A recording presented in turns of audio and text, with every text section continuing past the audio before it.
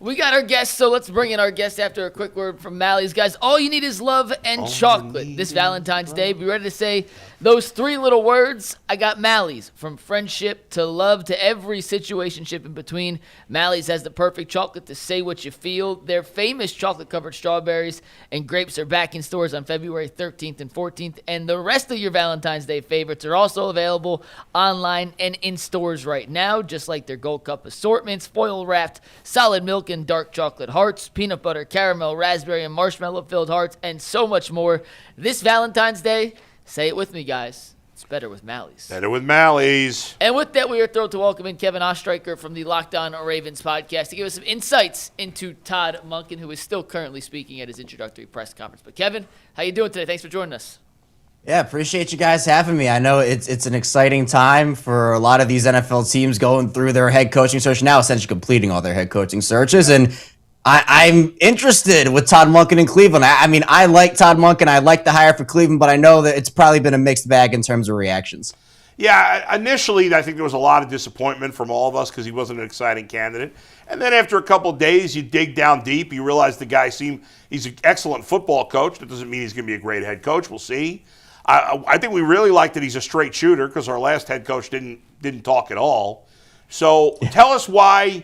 Give us your reasons why he might have success, and give us your reasons why he might not have success as head coach of the Browns, if you can, Kevin. Yeah, well, to start, I think reasons why he can. I think, first of all, he adapts to his personnel really well. And, speaking of when he came from Georgia to Baltimore and what they did at Georgia, a multi-time national champion offense with Todd Monken, it was a different type of offense that ran at Georgia than what Baltimore did. Very run-heavy in terms of what Baltimore does, and there were a lot of questions about what Todd coming over, like, how is he going to utilize fullbacks? What's he going to be able to do? Is there even room for some of these guys on Todd Monken's offense? And he was able to put together, with the stuff that was already there in Baltimore, with those guys, put together multiple incredible years of offense. I mean, from the jump, all 3 years, Todd Monken had head coaching interviews, including obviously landing the job in Cleveland. So he was highly regarded throughout the league, and someone that I think, again, gets the most out of his guys and puts guys in positions for the most part. And, you look at his first year in Baltimore, Lamar Jackson won the MVP that season in 2023. And that year, they were incredible. I mean, they were third in rushing and fifth in passing, but then he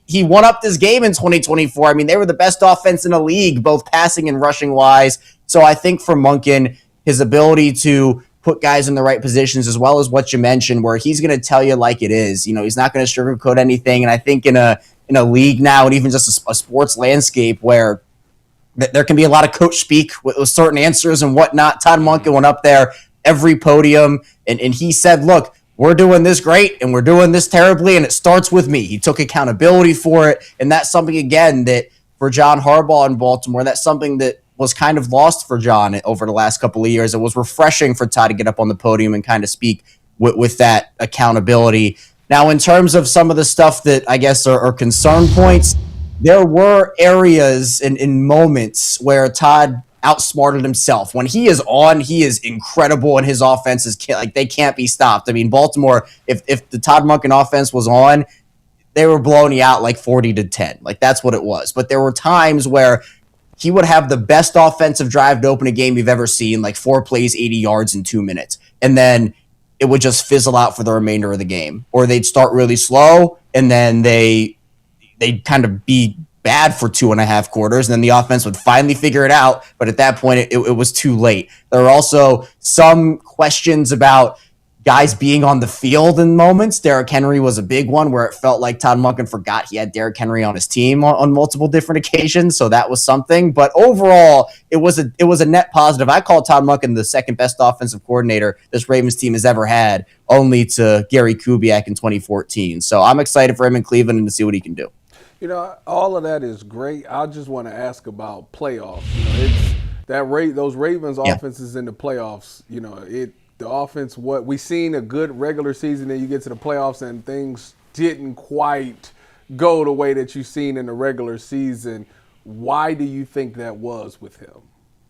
There's a lot, and I think that honestly, that 2024 game against Buffalo wasn't so much on the coaches. In the 2019 game, obviously Todd wasn't in Baltimore for that with Tennessee. But I think, to your point, the 2023 AFC Championship game against the Kansas City Chiefs, that was a lot on Todd Monken that they lost that game. The Ravens, as I mentioned, in 2023, they were a top 5 rushing offense. They did great, and that was the strength of their team. They would bully you at the line. They would run all over you. You couldn't do anything to stop it.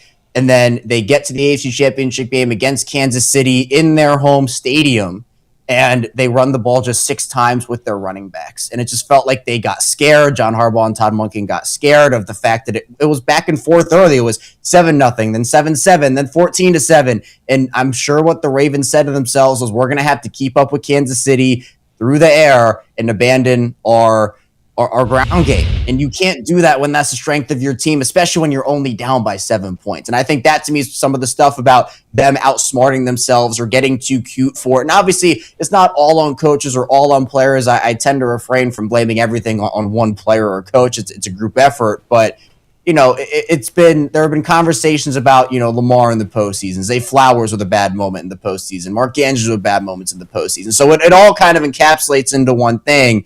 But I do think that 2024 was more on execution with guys like Andrews and Lamar and whatnot, and that whole situation where Lamar had a couple of key turnovers early, but then he was the reason they were back in that game late, and then Mark Andrews had the couple of key turnovers. That wasn't necessarily on Monken and the staff. But that 2023 game, and actually Todd Monken appeared on a show that I work with, the Ryan Ripken Show, and he said that 2023 AFC Championship game is probably his biggest regret that he had in Baltimore, and he's going to have to live with that one for the rest of his life. Listen, Kevin, we talk about it a little bit about, what Todd Monken does in the room. There was the viral clip of him with Shedeur Sanders and say, hey, we tried to draft you last year. They kind of laughed it off. And you being in Baltimore, what do you make of, I guess those comments? We didn't have too much backstory. We went back and forth whether or not the Baltimore Ravens were going to draft Shedeur Sanders or they weren't, and what was going to happen. And what do you make of Shedeur Sanders and Todd Monken? And do you think the Baltimore Ravens were going to draft Shedeur Sanders in the later rounds and try to develop him and sit him behind Lamar Jackson? Yeah, that was a big topic. I can't even remember when the story broke or the report broke about Shedeur being potentially drafted by the Ravens and all that. But I guess the reports were that there was interest from Baltimore and Shedeur didn't want to sit behind Lamar and all that. I think it would have been good for Shedeur to be behind Lamar. And honestly, if he wanted the opportunity to play, Lamar missed enough games where he could have gotten a lot of run this season. So, it would have, I guess would have gotten playing time either way. But I think that the Ravens, they were probably interested in some way. Again, I don't know the specific details of how interested or not interested they were, but it makes sense because Baltimore was looking for a backup quarterback. They did sign Cooper Rush in March before the draft, so I'm sure that also, Shedeur would have essentially been the third quarterback, which again, I know, in Cleveland it kind of went a certain way as well with Shedeur, but he got the opportunity to play and got an opportunity to show a little bit of who he was early. But I think Monken is a good guy for Shedeur Sanders in there, especially just for the belief in him with Todd Monken. Because, going back to Lamar and Todd Monken's first year, he came in 2023, and that was obviously replacing Greg Roman. And there were a lot of things that Lamar wasn't allowed to do in Greg Roman's system. Like, he wasn't allowed to do a lot at the line. It was kind of, if Greg Roman calls this is what Greg Roman is going to, that's the play call. Lamar, when Todd Monken got there, the goal from day one for Todd and John Harbaugh and Lamar, it was to hand the keys to Lamar, to let Lamar spread his wings in that offense. And that gave Lamar a lot of confidence in himself. And we saw him take, he was already a one-time MVP at this point, established himself as one of the best players in the league, and he took his game up like 10 notches after that to a second MVP. So the belief that Todd had in Lamar to hand him the keys to that offense, to allow him to just play his game and not have to worry about this and that and the other thing, really, I believe, helped Lamar in his development over the course of the last couple of years and being who he is now. And I think for sure it can be the same thing. Obviously, there are questions about what Cleveland will do at the quarterback position this offseason and Shedeur and whatnot. But I do think that Todd Monken and the belief that he has with Shedeur Sanders and him installing that in him would go a long way in terms of development, because all it can take is a coach believing in you to really untap your potential. And I think that's what Todd did with Lamar Jackson, even though he already was really established. Kevin, there were rumors that the relationship between Monken and Lamar Jackson soured at the end. Is that as far as you know. Is that true or is that nonsense? Or is it somewhere in Yeah, between? Yeah, Monken has denied those rumors. I mean, again, I don't know what went on in the building to tell you definitively whether it was or not. You know, he did also say that, you know, his relationship with Lamar, like everything could have been better in terms of how he called plays and relationships and whatnot. And again, that was more so to me just Todd taking accountability as opposed to saying, oh, well, this was what was wrong with this or that. But I think that, again, this year was probably really difficult for everybody involved. I mean, there were Super Bowl expectations for the Ravens this year. They fell short in a lot of different categories, obviously missing the playoffs. And this is why we're here today, because they didn't live up to those expectations. And the phrase winning cures everything, well, the opposite is true for losing. And I think that there was probably a lot of tension in different areas. How much, again, I couldn't tell you, but it just felt off for the entire. I'm not talking about Monken. I'm just talking about the team in general, where it just felt like the vibes were off for a lot of different reasons, whether it be, you know, was it the messaging not getting through? You know, was that a Harbaugh thing? Was that a Monken thing? There are so many different things that happened in Baltimore this past season where I'm sure that there was some frustration at times with, you know, for example, the red zone offense. The Ravens were the best red zone offense in the league in 2024, and that number dropped off a cliff in 2025. They were the 27th best red zone offense. So they were really bad in that category, and it was something that a lot of people identified, and, you know, it was a weekly conversation point about the red zone, and things just continue to pop up over and over and over again. So I'm not sure, again, the specifics of Monken and Lamar in terms of how on good terms they were by the time this thing was over. But I do think that if it did sour in any way, I'm sure the fact that, you know, there were such high expectations and then the offense, you know, kind of sputtering out and Lamar being injured was a big topic of conversation. I'm sure that was frustrating for him. So I think that there was a lot that went on in Baltimore, and I'm sure that probably had a lot to do with whatever, you know, relationships were good or not as the season ended. Do you think his style of coaching is effective? Because, you know, in today's society, they feel like, you know, a coach that'll cuss you out or yell at you, that doesn't work anymore. But apparently it did for them. Do you think that he'll be able to do those same things in Cleveland and be able to get these guys to play well on Sundays? Because I would imagine playing for a guy like that, you don't have a lot of fun during the weeks, but on Sunday it shows. Yeah, I mean, I think that it could work in Cleveland. I think, honestly, that style of coaching is something that is a bit of a lost art in today's game for sure.